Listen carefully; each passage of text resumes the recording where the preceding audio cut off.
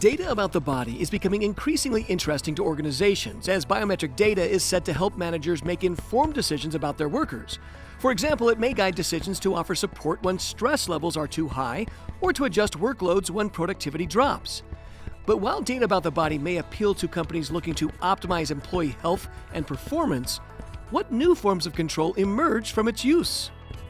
By performing a 16-month ethnographic study on athletes and coaches, researchers found that as biometric data is temporal, intimate, and decontextualized, managers and workers must collaborate more closely to craft helpful data-driven action plans. This results in a new shared control of the employee's body. For example, a tennis player tracking sleep may rely on a coach's timely interpretation of that sleep data in order to adjust workout intensity after a restless night.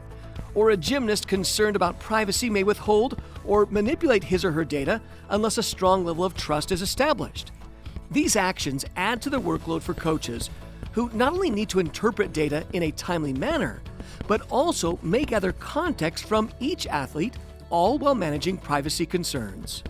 By understanding how people analytics change dynamics at work, organizations may be better able to decide what data to gather and how to process it. Wonder how people analytics may change the game for everyone? If so, you may want to read this paper.